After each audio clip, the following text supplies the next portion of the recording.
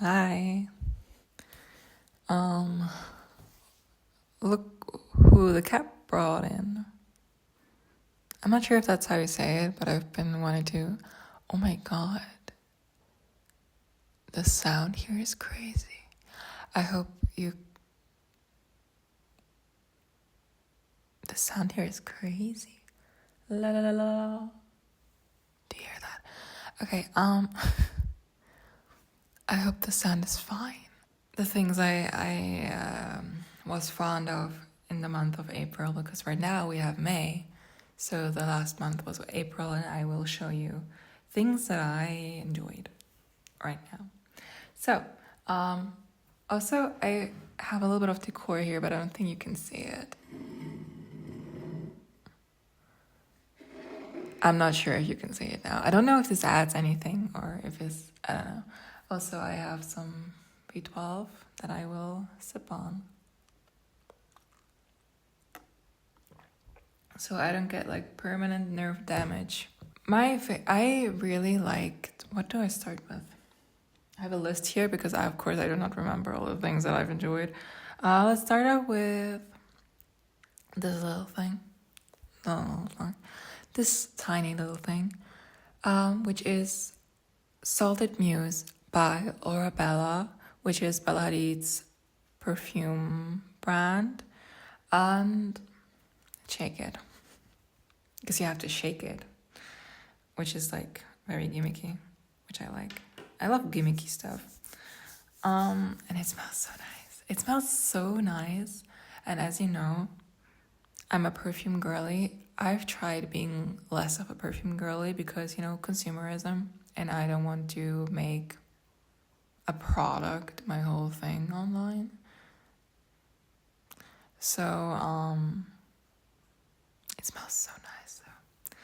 I've read so many bad reviews of Aurora, so many. People say, especially this one, I have it on my hands, especially this one smells like salty pickle juice, which I don't get at all. To me, it smells very herbal. It reminds me of Mémoire d'une odeur. The Gucci fragrance that Harry Styles did the advertising for, which they have discontinued, which I think is extremely mean, and I do take very personally. But I've tried to find something to replace that androgynous summery fragrance. And this, they don't smell super alike, but they have a similar vibe. They're very fairy, they're very androgynous. They're both herbal. This is more herbal. I think the other one, the Gucci one, is more of a tea-based fragrance.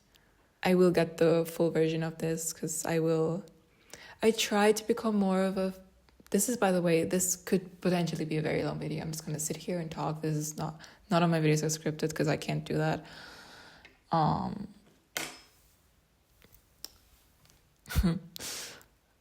was I trying to say? I already lost. Maybe I should script them. No, let's not script them. Perfume. Oh yeah. I want to become more of a person that has fewer fragrances. Even though I love fragrances, I think they're so fun. But I do think it's more... I don't know, I just like it when people don't have that many. I generally like it when people don't have that much makeup or like products they don't really use. I try to not fall into that consumerist dopamine trap anymore that much and try to get my joy elsewhere and not through products, because that's just... it's not a way to live, it's not fun. It is fun in the moment, it's not fun long term, because perfumes are extremely expensive. So I think the price point of those fragrances is fine in comparison to other fragrances. It's still a ridiculous amount of money for literally the most unnecessary cosmetic product there is, because it's, you know, it doesn't really add anything other than scent. It's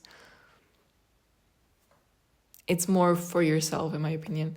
Also, one thing that people have struggled with the Aurora brand in general is the longevity, which on me, I don't have a problem with it.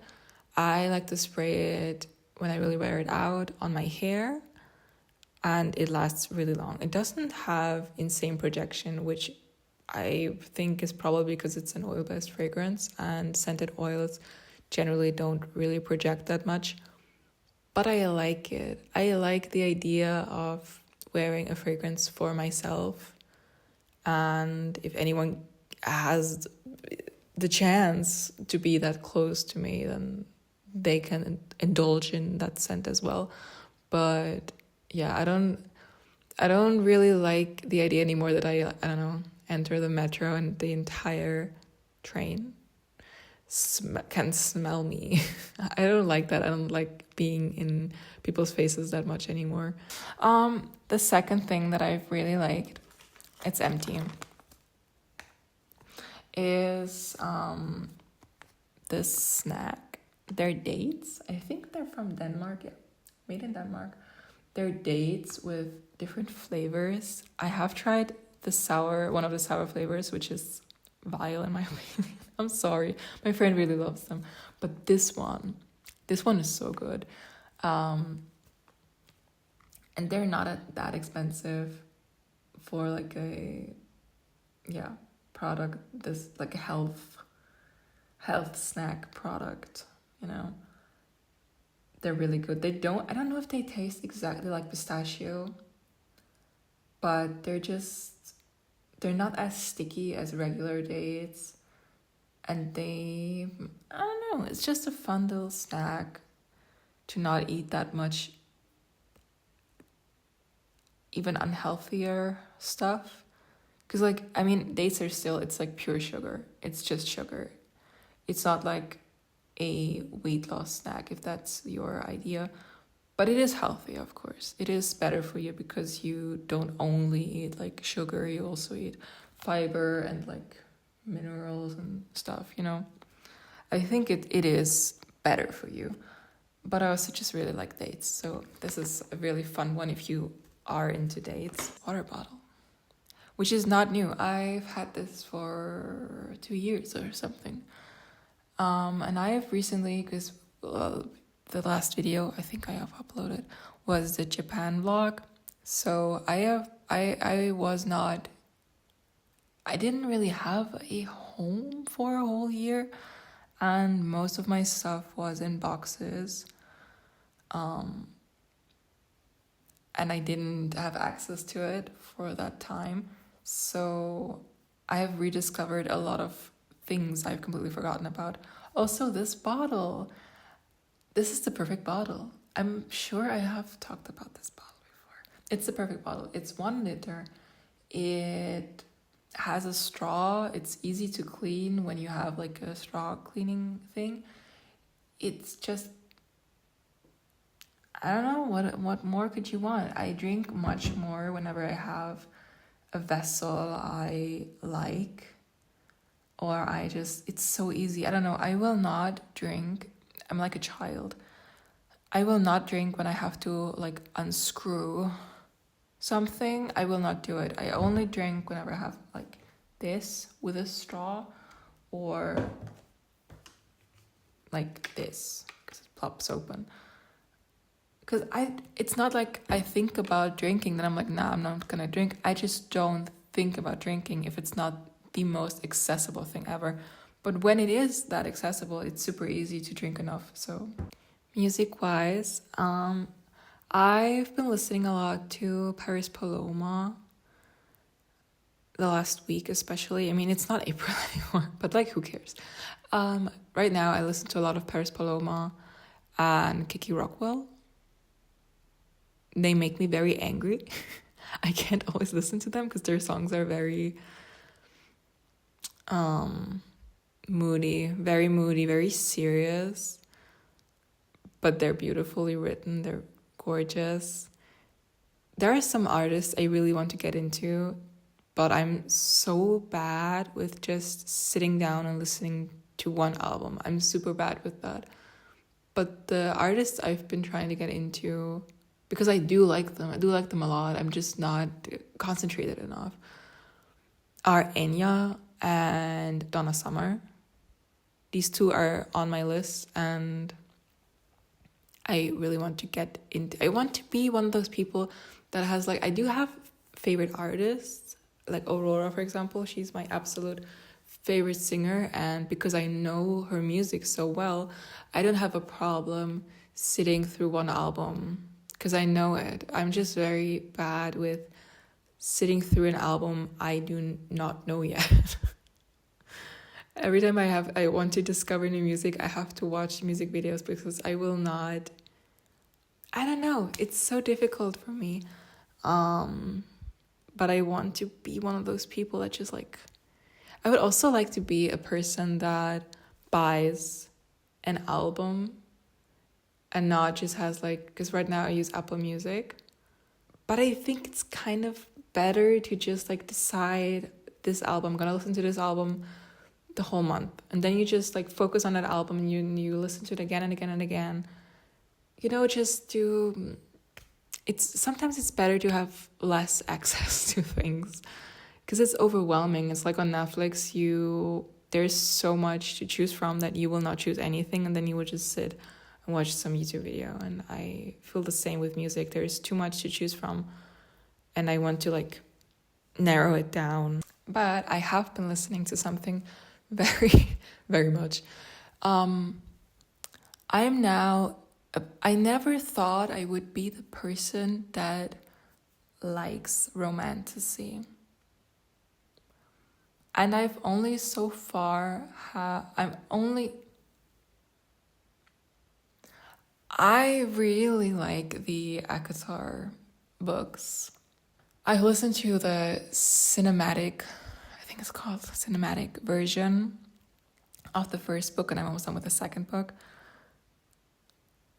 They're so good. I don't know if I would have read them, honestly. I think the reason they're so good is because they have like different voice actors and actresses and background music and background sounds, and it's so well done. It's so enjoyable. It's enjoyable. It scratches the itch of like a good fan fiction. If you've ever been there, that you've discovered something exquisite on AO3 or Wattpad or something like that, it scratches that itch, because I don't think the books are insanely well written. I'm sorry. But you're very drawn in. I'm very drawn in. I get why so many people love these books so much. And I also think it's kind of funny. Am I still recording? Yeah. I also think it's kind of funny that it's like fairy smut, because I don't think people listen or read those books. It's just this series. I don't know about the other like romantasy things for smut, because there is not that much smut in it, in my opinion. Maybe it's like a ton of it, but I thought I wasn't interested in those books because people were like, oh, it's just fairy smut. And I'm not someone who enjoys that. I think it's often kind of cringy, and it's really difficult to write like intimate scenes, in my opinion. I think they're kind of like, And I also think that way about the smut scenes in the book as well. They're not really doing it for me. I'm not interested in them. I'm kind of glad whenever they're over. But it's addicting. It's so seriously addicting. It's crazy. Why is it so addicting? I need someone to do like a video essay on the psychology of this series, because I care so much about certain characters. I care so much about Lucian. It's crazy. I care so much about Lucian. I couldn't care less about Tamlin, and I care so much about Lucian. It's crazy. Whilst listening to Akatar. My cat just snored. Cute. Whilst listening to Akatar, I also really right now love to fill in pixel coloring book pages. You can find them on Pinterest, and I think you can print them out and then just fill them in. But I just use it on my iPad, and it's so dumb. It's coloring by numbers. I don't know if this is like the proper way to say it in English, but it's like you have a number down there, and it's like number 1 is blue, number 2 is red, and then you just like fill in the pixels. And it has nothing, it's not creative, it's so uncreative, but it's so nice to do whilst listening to something, and it helps me really concentrate. And I really like that whenever I'm like, also when I have like, I want to listen to like a 2-hour long video essay, because that happens, I will do that because it helps me to listen to whatever that person is saying. And the last thing I wanted to share are the social media accounts or channels that I have liked last month. The first being a German account, YouTube channel called Spezy. I will link them down below if you speak German. If you don't, maybe you want to learn it. I don't know. And he's this 20-year-old guy making videos only about roller coasters and theme parks, which I love. And he's very passionate about that topic. Very, very passionate. And I respect that. And I love it when people are super, super nerdy about something very specific, and everything related to that they take very personally. And I don't know. I really like that guy. He's so passionate about roller coasters. And also last month we went to a theme park, and constantly I was just spilling out fun facts to my friend. I was like, that's a bobsled coaster. That's made by like the company Muck. And I don't know, I think it's so fun to know facts like that. Like, who cares about roller coasters? But like, it's so fun when you really care about that. It's so fun to care about something that's completely unnecessary. It's so carefree. Like, you know, I really like that. And also I really like the TikTok channel Aimee, and she does mostly like cooking videos or like showing what, and she has this aura about her that's a little freaky, and I don't know, I like her. I love this like genre on TikTok where like slightly freaky girls make a salad. And I don't know why I'm into that. Also, like, there are a couple of these accounts. I don't remember the full name, like Alissa. Her name's Alissa, I think. She also makes like, I think her account is like called Wellness for Freaks, or it was called Wellness for Freaks or something like that. And I really vibe with that. I love that. Yeah. Is there another channel I really liked? I've been watching a lot of Let's Plays from this game with like different YouTubers, but this game, No, I'm Not a Human. I don't know if you're familiar with that. I think it's a Russian game. It looks Russian. I think it's Russian. And I love it. It's the perfect balance. It's a horror game, but it doesn't freak me out deeply, because I'm really bad with horror things in general. I'm extremely bad with that, because it just lingers in my head, and it feels like I can't shake it off. I know it's not real, but it's like my mind knows it's not real, but my body doesn't understand that it's not real. Like, it will haunt me. I can't watch like certain directors because I know something about their movies really like stays with me. in the worst way. But this game, I don't know. I could handle it really well. It doesn't have any jump scares. It doesn't have any super, like, it's just eerie. There's this eeriness about it that's, I think, the horror vibe. But it's not graphic, really. Like, it censors everything that's graphic. It's not, I don't know. I think it's very easy to digest for something like that. And the story is good. Check it out if you like games. Okay, that's it, I think. This was faster than I thought it would be. I'm happy with myself. Okay. I already have the next videos planned, by the way. And I will record them. I promise. I will record them and I will edit them and then I will upload them in that order. Yeah. Bye.